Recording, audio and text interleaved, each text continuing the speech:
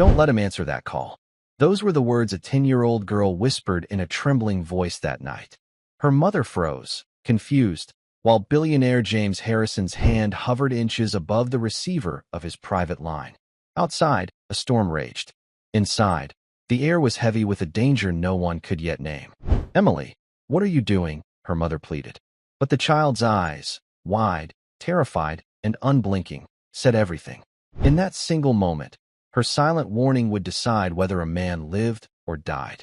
This is the story of how a maid's daughter uncovered a deadly plot, saved a billionaire's life, and exposed a betrayal so shocking it nearly destroyed an empire. Just before we dive in, let us know in the comments where you're watching from today. We love seeing how far these stories reach. And make sure you're subscribed so you don't miss tomorrow's special video. Now let's jump back in. Enjoy the story. A little girl's hands trembled, but her eyes were steady. 10-year-old Emily watched the billionaire, her heart pounding a frantic rhythm against her ribs. She knew a secret, a terrible secret that could get her and her mother killed, and she had only seconds to act. The old Victorian mansion loomed over the manicured lawns, a silent giant of stone and ivy. For most of its life, it had been a home, filled with the laughter and footsteps of a family. Now, it was just a house, a place where billionaire James Harrison lived, but did not truly reside. His life was a fortress of solitude, built of wealth and suspicion. The laughter had long faded, replaced by the quiet hum of the security system and the distant whispers of a staff he barely knew. Among those whispers was Susan, Emily's mother. She was a ghost in the grand hallways, a fleeting presence with a dust cloth and a weary smile. Every morning, she would leave their tiny apartment before the sun rose, her daughter still asleep, and travel 2 bus routes to reach the iron gates of Mr. Harrison's estate. She moved through the opulent rooms like a shadow, her thoughts a constant, nagging worry about the stack of bills on her kitchen table. Debt was a cruel master, and it had been her unwelcome companion for years. Emily, with her sunshine blonde hair and eyes the color of a summer sky, was a stark contrast to the somber mansion. She was a quiet child, not out of shyness, but because she had learned early that observing was safer than speaking. She saw the worry etched in her mother's face, the way her shoulders slumped when she thought no one was looking. Emily's world was small, confined to their cramped apartment, the schoolyard, and, on the rare occasions her mother couldn't find a sitter, the cavernous kitchen of the Harrison estate. It was on one of those days, tucked away in a corner of the enormous kitchen with a book, that Emily first saw the cracks in the fortress. Mr. Harrison had a visitor, a man with a smile that didn't reach his eyes. His name was Walter, Mr. Harrison's cousin, and his voice was smooth as silk, but his words were sharp as glass. Emily, small and overlooked, became an unintentional spy. "He's getting soft, that's his problem," Walter had said, his voice a low murmur on the phone. Emily, hidden behind a large potted fern, held her breath. "Thinks his money can protect him from anything. But he's alone, and lonely old men are careless." That was the first time. The second time was a week later. Walter was with Mr. Harrison in the library, the heavy oak doors left slightly ajar. Emily was supposed to be helping her mother polish the silver in the dining room, but a glint of something in the hallway had caught her eye. It was a small, metallic object, and as she bent to pick it up, she heard Walter's voice again, this time laced with a chilling finality. "The call will come at exactly 8 p.m. Make sure he takes it. Once he's on the line, the rest is easy." Emily's blood ran cold. She didn't understand the details, but she understood the tone. It was the same tone the villain in her grandfather's war stories had.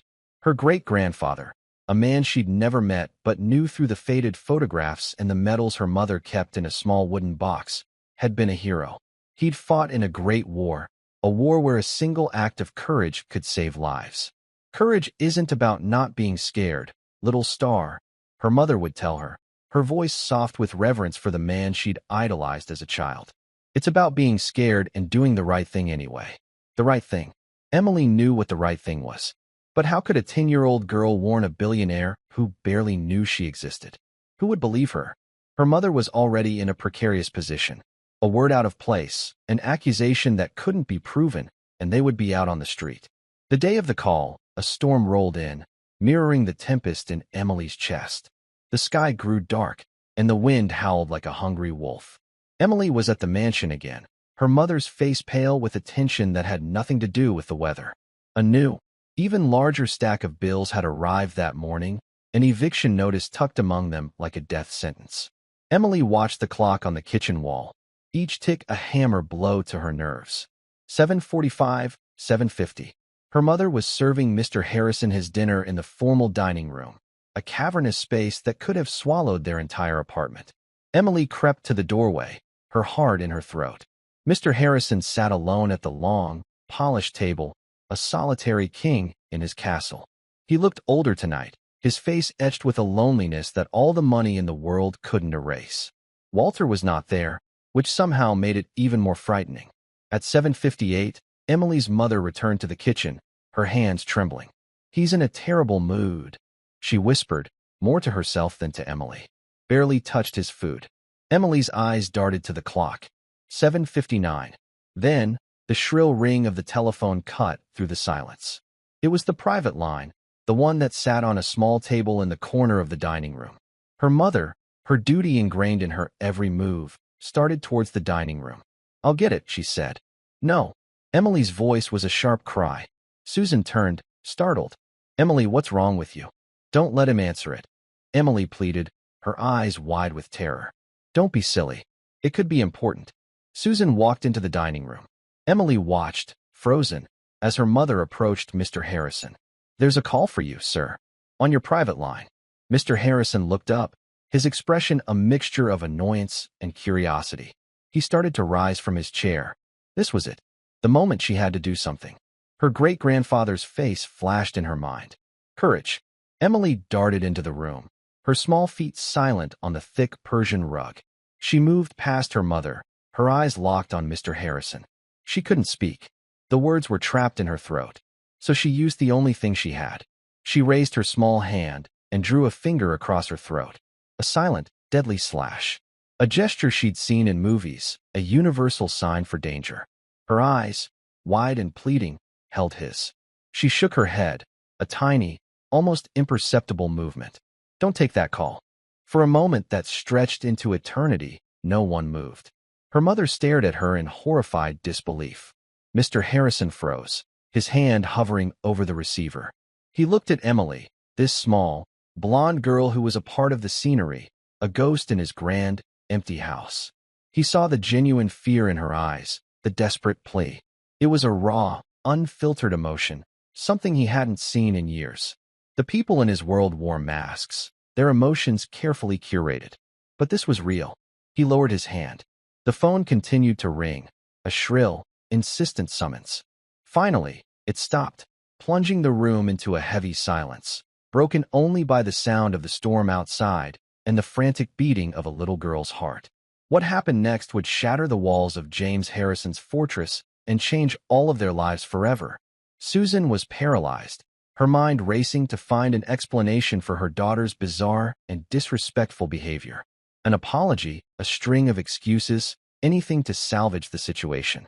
But the words wouldn't come. She could only stare at her daughter, a little girl standing defiant and terrified in the face of a billionaire. James Harrison, however, saw something else.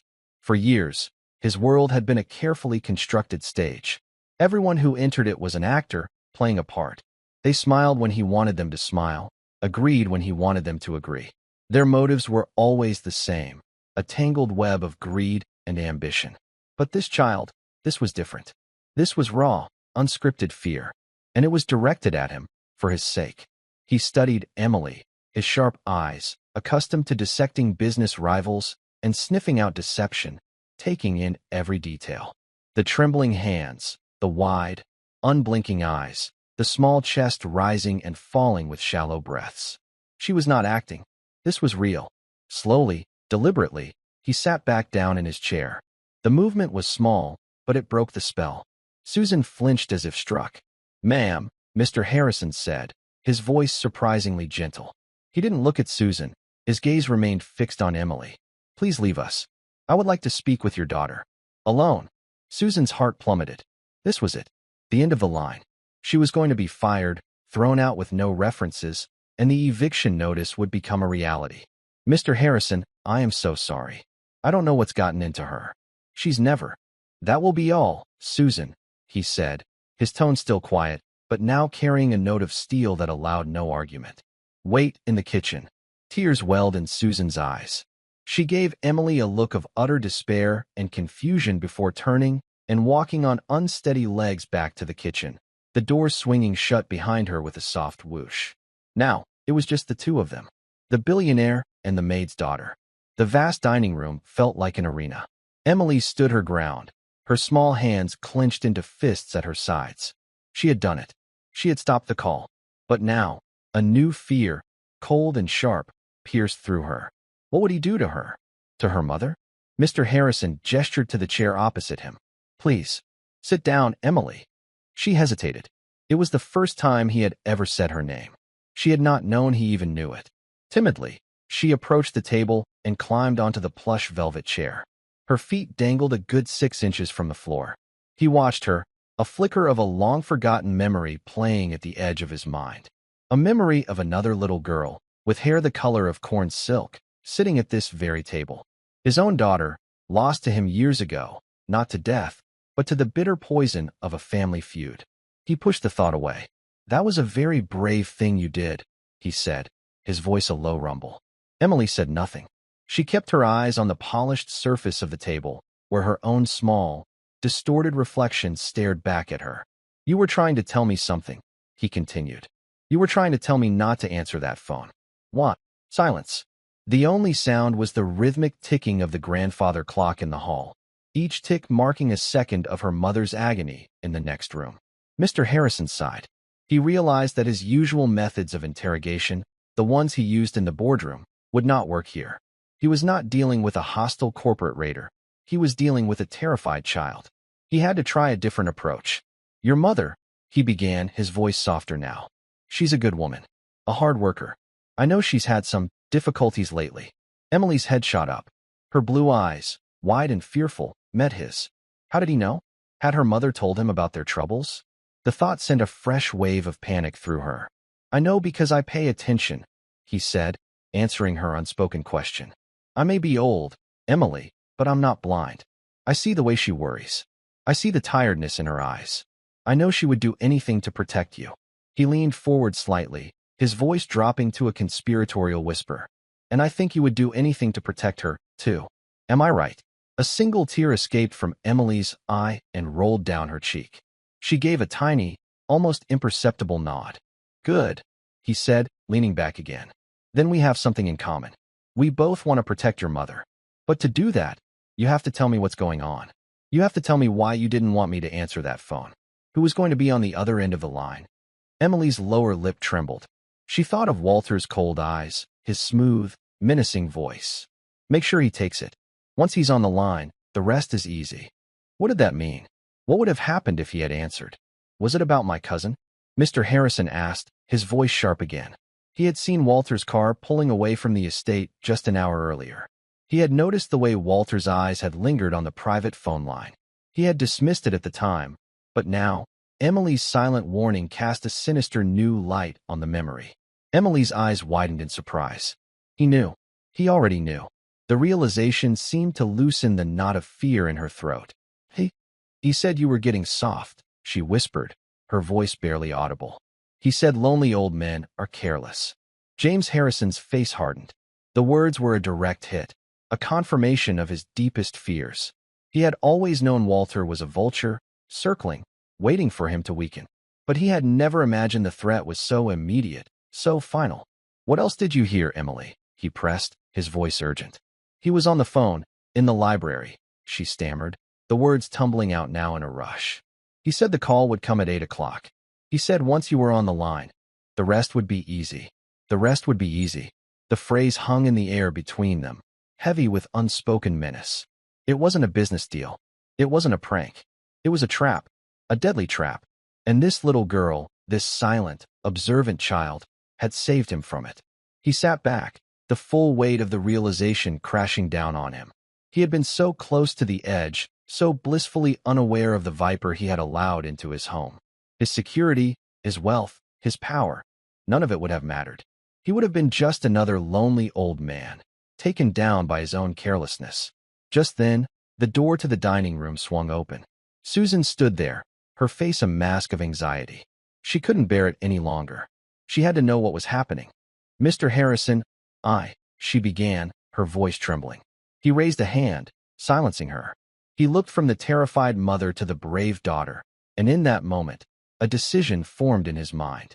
A decision that would not only change their lives, but would also set in motion a chain of events that would bring Walter's carefully laid plans crashing down around him. "Susan," he said, his voice calm and steady, but with an undercurrent of something new, something that hadn't been there before. "I believe we have a great deal to discuss. Please, come in," and closed the door. He then turned his gaze back to Emily, a look of profound gratitude in his eyes. "It seems your daughter has just saved my life." The storm outside raged on, but inside the mansion, a different kind of storm was just beginning to break. The players were in place, the lines were drawn, and the game had taken a sudden, unexpected turn. Walter had made a fatal miscalculation. He had accounted for the billionaire's security, his lawyers, his financial advisors. But he had forgotten to account for the one thing that could truly unravel his plans: the courage of a 10-year-old girl with nothing to lose and everything to protect. Susan stepped into the room, her legs feeling like lead. She gently pulled the heavy door shut, the click of the latch echoing in the tense silence. Her eyes darted from Mr. Harrison's grim, set face to Emily's small, pale one. Saved his life? What did that mean? It sounded like something out of a movie, not something that could happen in this quiet, orderly house where the biggest drama was usually a scuff mark on the hardwood floor. "Please, Susan, sit down," Mr. Harrison said, gesturing again to the chair next to Emily. His voice was calm, but there was an intensity in his eyes that she had never seen before. She obeyed numbly, sinking into the velvet seat. She reached out and took Emily's small, cold hand in her own, her thumb stroking the back of it in a soothing, automatic gesture.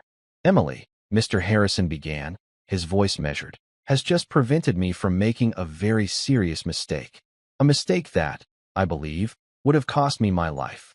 Susan's breath hitched. She looked at her daughter, whose gaze was fixed on the tabletop.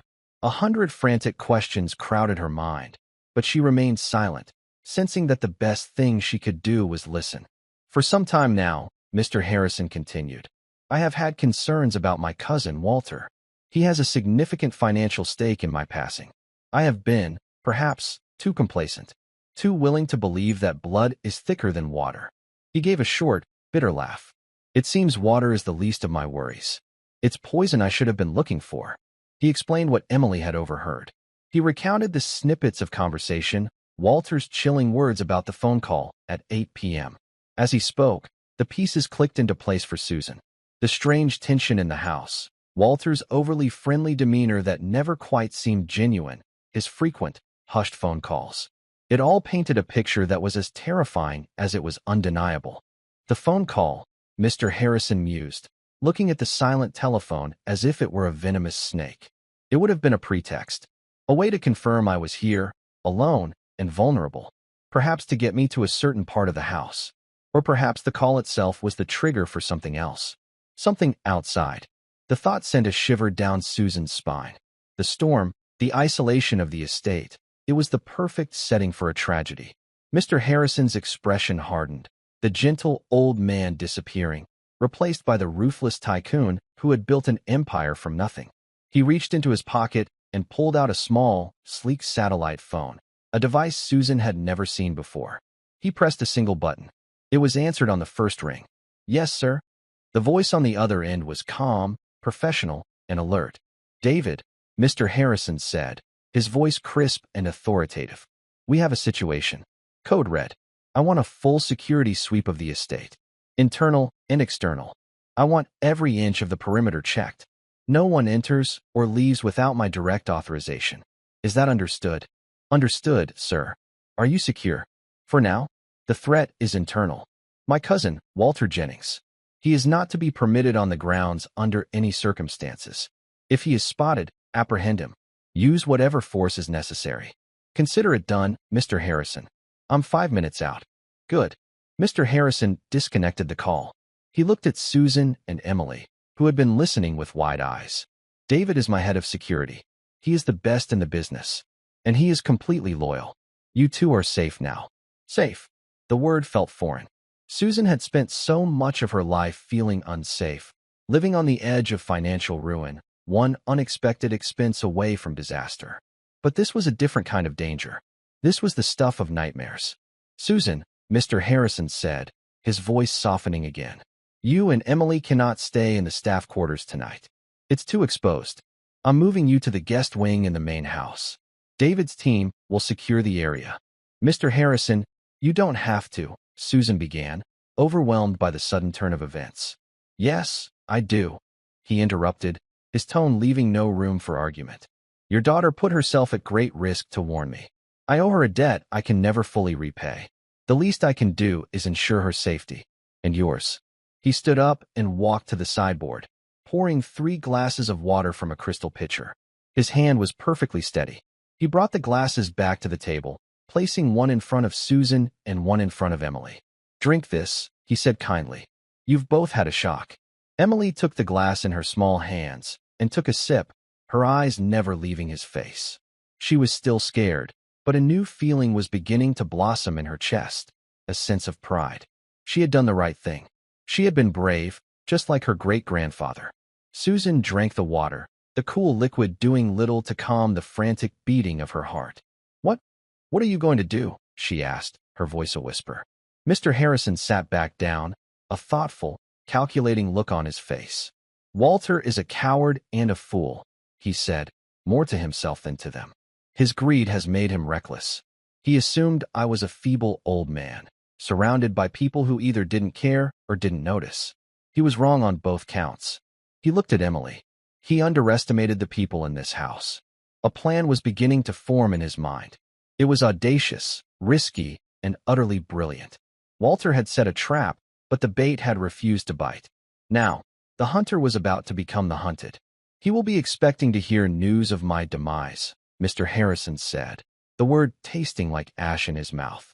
When he hears nothing, he will get nervous. He will try to find out what happened. He will call, he will probe. And when he does, we will be ready for him. He leaned forward, his eyes gleaming with a strategic fire. He wanted me to take a call. Well, he's going to get one. But it won't be the one he was expecting. For the first time that evening, a small, grim smile touched James Harrison's lips. The fortress had not fallen. The king was not dead. And he was about to remind his treacherous cousin exactly why he had built an empire while Walter had spent his life living in its shadow. First things first, he said, his voice all business now. Let's get you both settled in a safe place. Then, we prepare for our next move. He stood up, a commanding presence in the dimly lit room. Susan, Emily, come with me. He led them out of the dining room and up the grand, sweeping staircase, his footsteps echoing in the cavernous space. As they ascended, Susan glanced back at the dining room, at the solitary telephone sitting on the table. A simple object, now imbued with a terrifying significance. An instrument of death that had been silenced by the courage of her child. As they reached the top of the stairs, they could hear the subtle sounds of movement from outside. Cars crunching on the gravel driveway, the murmur of low voices, the quiet professionalism of David's team arriving and fanning out across the estate, creating an invisible shield around the house and its inhabitants. Mr. Harrison led them down a long, carpeted hallway lined with portraits of his ancestors. They were stern-faced men and women with eyes that seemed to follow them as they passed. He stopped in front of a set of ornate double doors and pushed them open, revealing a suite of rooms that was larger than their entire apartment. There was a sitting room with a fireplace, a large bedroom with a 4-poster bed, and an adjoining bathroom made of marble and gold. You will be safe here, Mr. Harrison said. One of David's men will be posted outside your door. No one will get in. He looked at Emily. You did a very, very good thing tonight, Emily. Never forget that. Emily nodded, a shy smile finally gracing her lips. Try to get some rest, he said to Susan. I have a long night ahead of me. We will talk again in the morning. With that, he turned and left, closing the doors softly behind him. Susan and Emily were left alone in the opulent suite, the silence broken only by the crackling of the fire that a maid had evidently lit earlier in the evening. Susan sank onto the plush sofa, pulling Emily into a fierce hug. Oh, my baby, she whispered, her voice thick with emotion. My brave, brave girl. Emily buried her face in her mother's shoulder, the adrenaline of the past hour finally giving way to exhaustion. She had faced down a monster and won. But she knew, with a child's unerring instinct, that the monster was still out there, lurking in the dark. And he would be back. Meanwhile, in his study, a room fortified with reinforced steel and bulletproof glass, James Harrison was outlining his strategy. David stood before him, his face a mask of professional calm, absorbing every detail. So, the cousin's been planning this for a while, David said, his voice a low, steady baritone. It was a statement, not a question. It would appear so, Mr. Harrison replied, his fingers steepled in front of him. He's made a critical error, however. He showed his hand before the game was over. What's our play, sir? We let him think his plan is still in motion, but that something has gone wrong. A delay. A complication. We create a vacuum of information. That will make him nervous. And nervous men make mistakes. And the phone call? David asked. Mr. Harrison's eyes glinted. The phone call is our bait. He wanted me on a recorded line. I suspect he had a team ready to intercept the signal. Perhaps to trigger an explosive. Perhaps to clone the line and fabricate a conversation, a suicide note, to be discovered later. The possibilities are crude, but effective. We can't let him get that chance again, David said.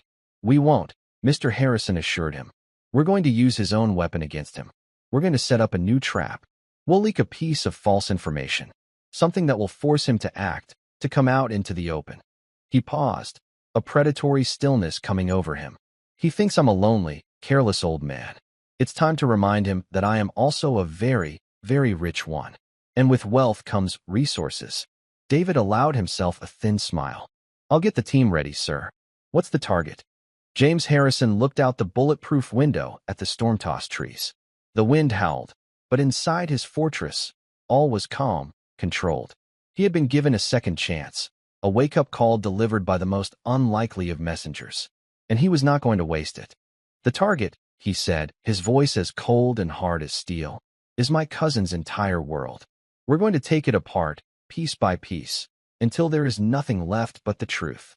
The trap had been sprung, but the prey had escaped. Now, the roles were reversed. The game was afoot, and James Harrison was not playing for survival anymore. He was playing for keeps. The first light of dawn crept through the heavy silk curtains, painting stripes of gray across the lavish guest room. For Susan and Emily, sleep had been a fleeting, restless visitor. The bed, a mountain of soft linens and plush pillows, was a world away from their lumpy mattresses at home, yet it offered little comfort. Every creak of the old house, every sigh of the wind outside, had sent a fresh jolt of fear through them. Susan had held Emily close all night, listening to the soft rhythm of her daughter's breathing, a sound that had been her anchor for 10 years. She thought about the eviction notice on her kitchen table, a problem that now seemed so small, so mundane, compared to the life-and-death drama they had been thrust into. She had spent years worrying about money, about keeping a roof over their heads, and in a single night, the very definition of security had been rewritten. It wasn't about having enough to pay the bills. It was about being safe from the monsters who walked in plain sight. Emily, nestled in her mother's arms, was quiet. She wasn't asleep, but her mind was replaying the events of the previous night. The look in Mr. Harrison's eyes when she had made the signal. The fear, then the understanding, then the gratitude. She had done something important, something that mattered. The weight of it was both terrifying and exhilarating. She thought of the stories of her great-grandfather, a man who had faced down enemies with guns and cannons. Her own battle had been fought in silence, with a gesture and a look, but it had been a battle nonetheless. Downstairs, the mansion was a hive of quiet, purposeful activity. James Harrison had not slept at all. Fueled by coffee and a cold, burning anger, he sat in his study with David, orchestrating his counterattack. The initial security sweep had revealed something chilling. A sophisticated, remotely triggered device had been placed in the telephone receiver of his private line. Had he picked it up, a high-frequency signal, undetectable to the human ear, would have activated a small, but powerful, explosive charge planted beneath his favorite armchair in the library. The explosion would have been blamed on a faulty gas line. It would have been a tragic accident. Walter would have inherited a fortune. He was thorough, David said, his voice grim as he presented the findings. Professional job. Not his own work, of course. He hired someone. Someone very good. Find out who, Mr. Harrison ordered, his voice like flint. I want names. I want to know everyone involved in this. We're already working on it, David assured him. We're tracing the device's components. It's a waiting game now. I'm not a patient man, David, Mr. Harrison said. Walter is out there, wondering why I'm not a headline on the morning news. His paranoia will be growing with every passing minute. We need to give him something to focus on, something to lure him out. The plan was simple, yet elegant in its deception. They would use one of the mansion's staff, a gardener who had a known gambling problem and was always in need of cash. Walter, a man who believed everyone had a price, would find him an irresistible target for information. The gardener would be persuaded to feed Walter a piece of carefully crafted misinformation. The story would be this. Mr. Harrison had suffered a massive stroke right before taking the 8 p.m. call. He was alive, but incapacitated, unable to speak or move. He was a prisoner in his own body, his fate hanging in the balance. The staff had been sworn to secrecy to prevent a panic in the stock market. It's the perfect bait, Mr. Harrison explained, a predatory gleam in his eye. It explains the silence. It explains why the accident didn't happen. And it presents Walter with a new problem. A living, breathing James Harrison, even one who is incapacitated, is still a threat. The will can be contested. Doctors can work miracles. He can't afford to wait. He has to finish the job. Miles away, in a sleek, sterile high-rise apartment, Walter Jennings paced like a caged tiger. He had been up all night, his eyes glued to the news, his phone in his hand, waiting for the call that never came. The silence from his hired consultant was deafening. Something had gone wrong. Horribly wrong. His mind raced through the possibilities. Had the device malfunctioned? Had James been called away at the last minute? Had that meddling maid and her brat of a daughter seen something? He cursed himself for his impatience. He should have waited. He should have been more careful. Just then, his burner phone, the one he used for his less savory dealings, vibrated. It was a text from an unknown number. Problem at the estate. Target still viable, but situation has changed. Need to meet. The usual place. It was the signal from his hired gun. Relief, cold and sharp, washed over Walter, quickly followed by a surge of anger. He needed to know what had happened. He needed to regain control. The usual place was a grimy, all-night diner on the outskirts of the city. The kind of place where people went when they didn't want to be seen. Walter arrived, his expensive suit and polished shoes looking comically out of place among the cracked vinyl booths and flickering fluorescent lights. The man he was meeting was already there, nursing a cup of coffee. He was a nondescript man, the kind you would forget the moment he walked away. That was his greatest asset. What happened? Walter demanded, sliding into the booth. He never took the call, the man said, his voice flat, emotionless. My source inside says he had a stroke. Massive one. Right before 8. He's alive, but he's a vegetable. Walter stared at him, his mind reeling. A stroke. It was almost too perfect. Nature had done what his carefully laid plans had failed to do. But it was messy, untidy.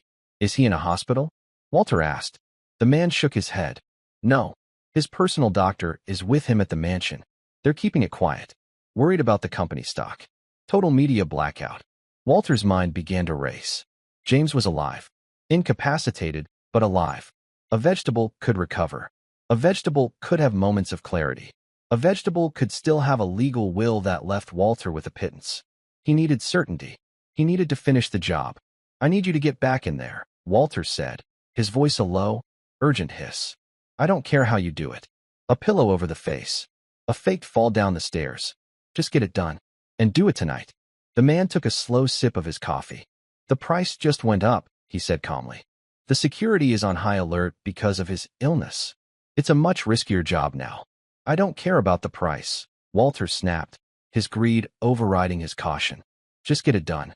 I'll need a down payment. In cash. Tonight. They settled on a time and a place for the exchange. As Walter left the diner and stepped out into the gray morning, he felt a renewed sense of confidence. The plan was back on track. Tonight, it would all be over. He would be the master of the Harrison Empire. He was so consumed by his own ambition, so blinded by his greed, that he never noticed the small, dark van parked across the street. He never saw the long-lens camera that had captured every moment of his meeting. He never realized that he wasn't the one pulling the strings anymore. He was the puppet, and his strings were being pulled by the very man he had tried to kill. Back at the mansion, David showed the surveillance photos to Mr. Harrison. He took the bait, sir.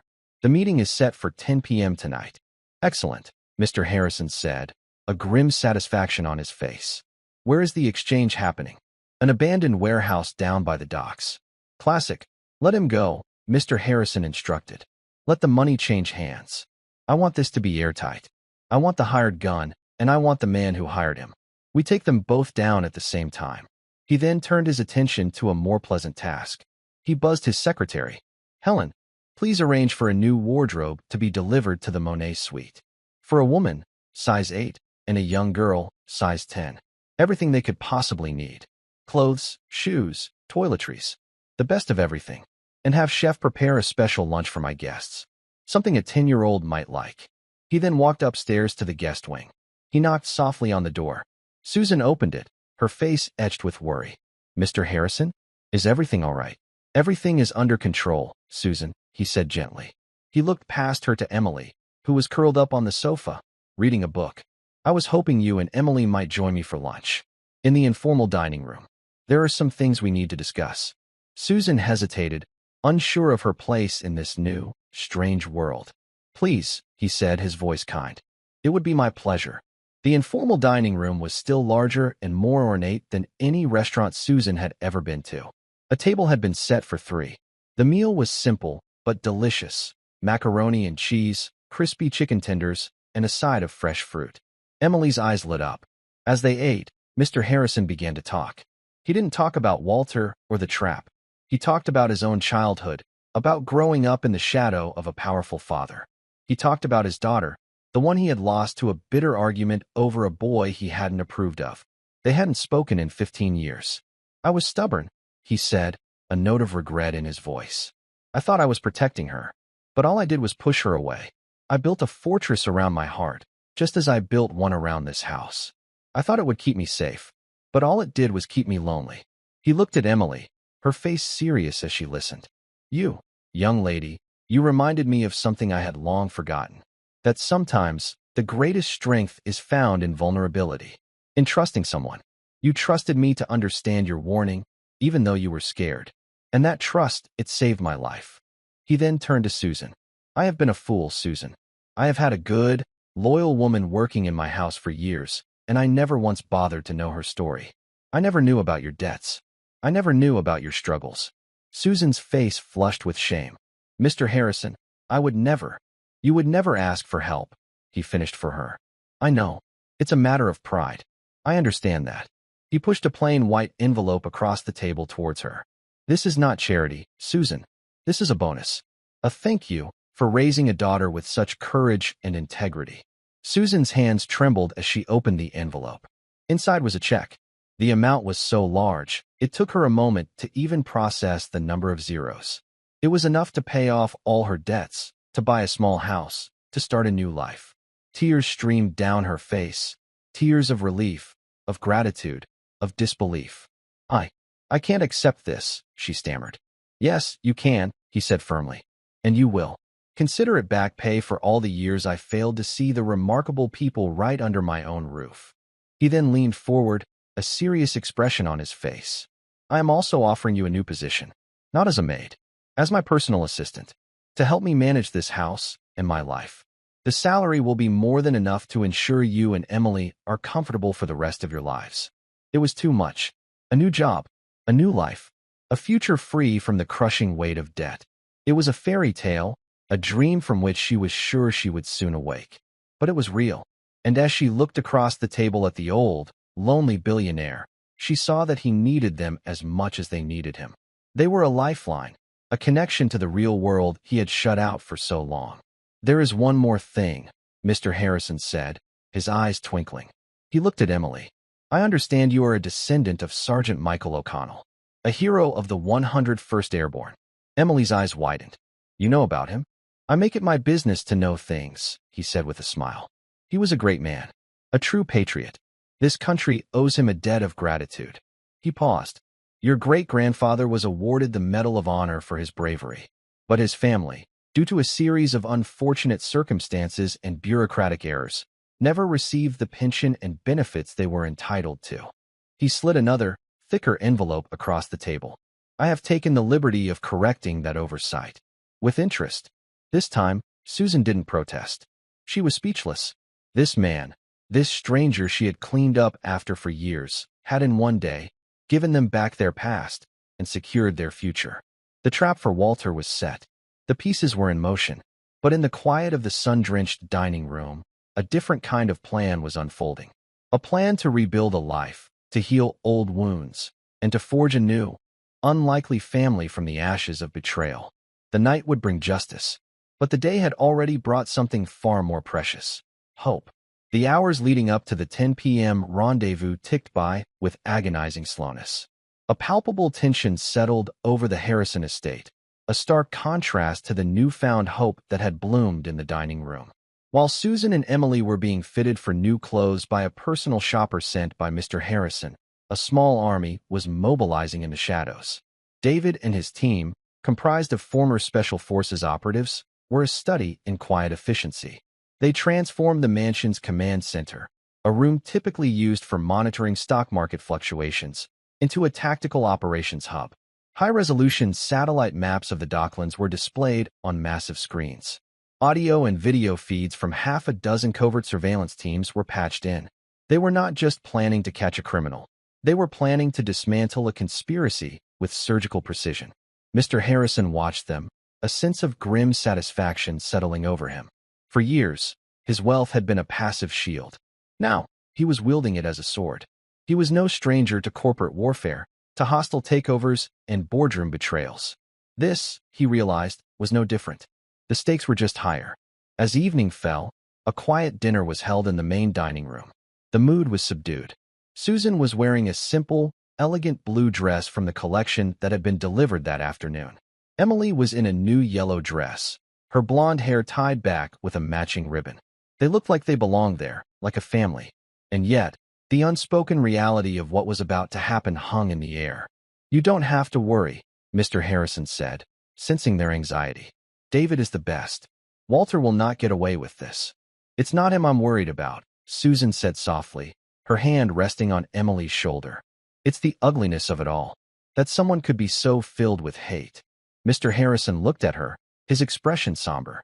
"Money is a curse, Susan. It doesn't corrupt people. It simply reveals what was already there. Walter has always been a weak man, and weak men are drawn to desperate measures." He reached across the table and patted Emily's hand. "But strong people, like you, Emily, you are the antidote to the Walters of the world." After dinner, he insisted they watch a movie in the mansion's private theater. He chose an old classic, a light-hearted comedy from a simpler time.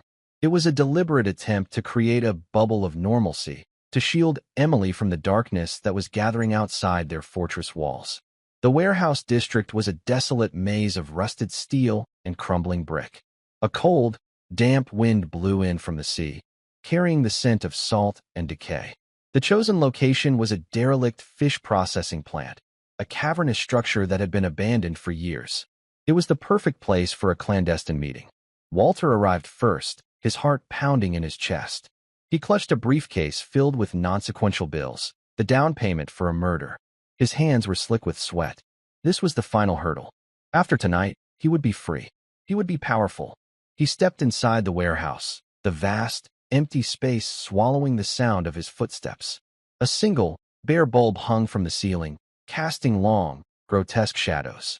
A few minutes later, the hired gun appeared, a silhouette in the doorway. He moved with a quiet, confident grace that unnerved Walter. "You have the money?" the man asked, his voice flat. "It's all here," Walter said, his voice a dry croak. He placed the briefcase on a stack of rotting pallets. "Half now, half when the job is done." The man opened the briefcase, his expert eyes scanning the stacks of cash. He nodded, satisfied. "He's at the mansion? Still incapacitated?" "Yes," Walter said a little too quickly. "The security is high, but my source says his personal nurse leaves at midnight. There's a 2-hour window. It has to be tonight." The man snapped the briefcase shut. "Consider it done." And then, The world exploded in a blinding flash of light. Floodlights from a dozen hidden positions erupted, illuminating every corner of the warehouse. The sharp, commanding shout of federal agents, "Freeze!" echoed off the steel walls. Red laser dots danced on Walter's chest. He screamed, a high, thin sound of pure terror, and threw his hands in the air. The hired gun, however, reacted with instinct honed by years of illicit activity. He dropped the briefcase and dove behind a stack of crates, pulling a gun from the small of his back. It was a foolish, desperate move. David's team, clad in black tactical gear, moved in with practiced, lethal efficiency. They didn't fire a shot. A taser, fired with pinpoint accuracy, struck the gunman in the back. He convulsed and fell to the ground, unconscious. Walter stood frozen, shaking uncontrollably, his face a mask of disbelief and horror. As two agents cuffed him, his eyes fell upon a figure stepping out of the shadows. It was David, and standing beside him, looking as calm and formidable as ever, was James Harrison. "Hello, Walter," Mr. Harrison said, his voice as cold as the grave Walter had planned for him. Walter's face contorted, a mixture of rage, hatred, and pathetic disbelief. You were sick," he stammered. "You had a stroke." "The reports of my demise have been greatly exaggerated," Mr. Harrison said, a line he had always wanted to use.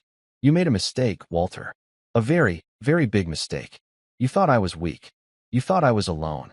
He gestured to the agents, to David, to the entire, overwhelming show of force. "I am never alone." As they dragged a sobbing, protesting Walter away, he locked eyes with his cousin one last time. He saw no pity there, no mercy, only the cold, hard finality of justice. He had gambled everything, and he had lost. The aftermath was swift and decisive. The story that was released to the press was carefully managed. A disgruntled relative, a failed extortion plot. The details of the attempted murder were sealed, handled quietly by federal prosecutors.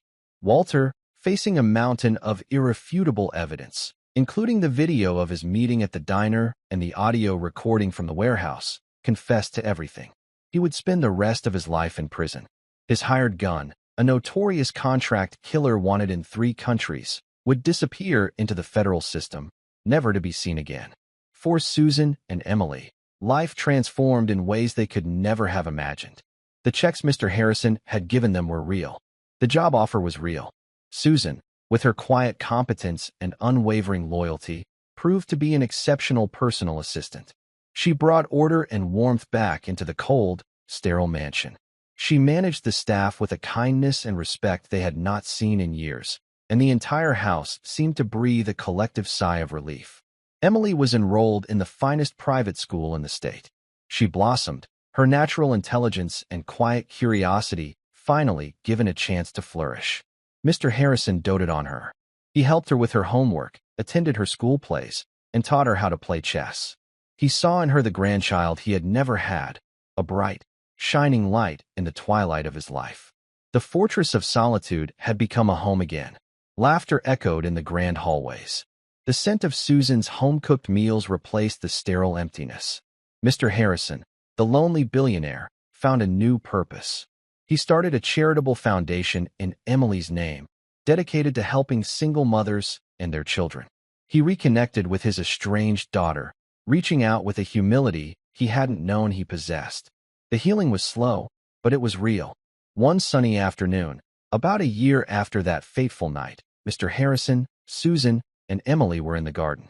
Mr. Harrison was teaching Emily the names of the different roses. "This one is called the Peace Rose," he said, pointing to a beautiful bloom of yellow and pink. It was named the year World War II ended. Emily touched the soft petals gently. "My great-grandfather fought in that war," she said, her voice filled with a quiet pride. "I know he did," Mr. Harrison said, his voice soft. "He was a hero. He saved a lot of lives." He looked at her, his eyes full of a deep, abiding affection. "Just like you, Emily. You're a hero, too." Emily looked up at him, her blue eyes shining in the sunlight. She didn't feel like a hero. She just felt like a little girl who loved her mother and had tried to do the right thing. Susan watched them, her heart overflowing with a gratitude so immense it almost hurt. She thought back to that terrible night, to the fear and desperation that had gripped her. It seemed like a lifetime ago. They had been on the edge of an abyss, and in one single, silent act of courage, her daughter had not only saved a man's life, but she had saved them, too. She realized then that courage wasn't about grand gestures or heroic battles. Sometimes, it was as simple as a silent signal in a quiet room. It was the courage to speak up, even when your voice is trembling. The courage to do what is right, even when you are afraid. The story of the billionaire and the maid's daughter was never told to the world. It remained their secret, a quiet bond forged in a moment of terror and trust. But its impact rippled outwards, in the lives they touched, in the good they did, and in the family they created. The tale's real title wasn't about a phone call or a deadly trap. It was about how a little girl with sunshine in her hair and courage in her heart reminded a lonely old man how to live again. It was about how a mother's love gave her the strength to endure. And it was about how the most unlikely of heroes can be found in the most unexpected of places, proving that the brightest lights can often be found in the quietest corners of the world. And that's where we'll end the story for now. Whenever I share one of these, I hope it gives you a chance to step out of the everyday and just drift for a bit. I'd love to know what you were doing while listening. Maybe relaxing after work, on a late-night drive, or just winding down. Drop a line in the comments. I really do read them all. And if you want to make sure we cross paths again, hitting like and subscribing makes a huge difference. We are always trying to improve our stories, so feel free to also drop your feedback in the comment section below. Thanks for spending this time with me.